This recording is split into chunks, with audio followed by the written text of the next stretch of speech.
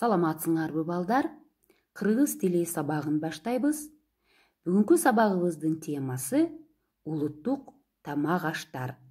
Национальные блюда. Өткөн сабактагы теманы кайталайбыз.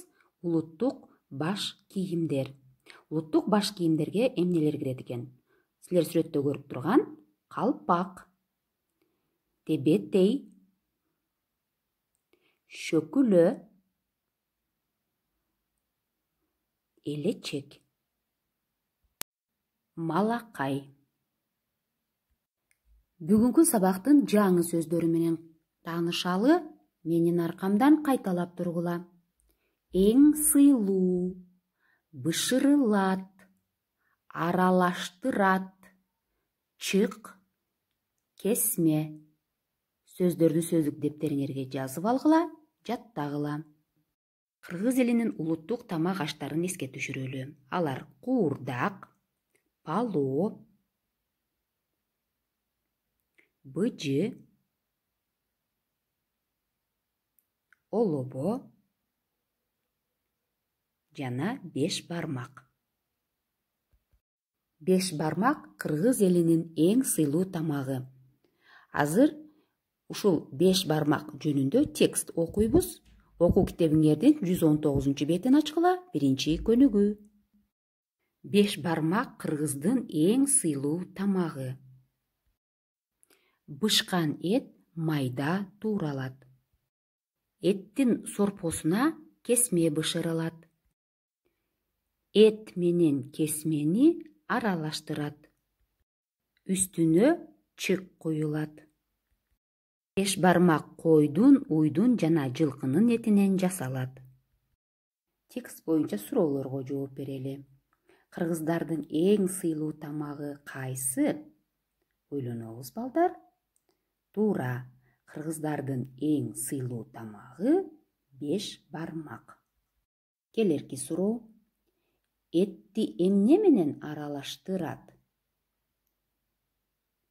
Этти кесме жана чык менен аралаштырат. Акыркы суроо. Беш бармак эмненин этинен жасалат? Ойлонобуз балдар. Койдун, уйдун жана жылкынын этинен жасалат. Дагы бир көнүгүү аткаралы, 120 бет, экинчи көнүгүү. Бул жерде балдар сүйлөмдөгү сөздөргө туура келген мүчөлөрдү улашыбыз керек экен. Менин апа беш бармак жазады. Апа деген сөзгө биринчи жактын мүчөсүн улайбыз. Биринчи жактын мүчөсү мүчөсү. Менин апам беш бармак жасады. Келерки сүйлөмдү окуйлу балдар. Беш бармак майда тууралган эт кесме жасалат. Беш бармак эмнеден жасалат? Эт жана кесме деген сөздөргө кандай мүчөлөр уланат? Эмнеден жасалат? Эттен жана кесмеден жасалат. Дагы бир сүйлөмгө мүчөлөрдү улап көрөлү. Биз беш бармак жакшы көрө. Беш бармак жана көрө деген сөздөргө мүчөлөрдү улашыбыз керек. Ребята, мы должны к этим словам добавить подходящие по смыслу окончания. Значит, к слову көрө мы добавляем окончание первого лица множественного числа. Біз, значит, көрөбүз, а эмнени жакшы көрөбүз? Беш бармакты жакшы көрөбүз. Итак, у нас получилось предложение. Биз беш бармакты жакшы көрөбүз. Мы любим беш бармак.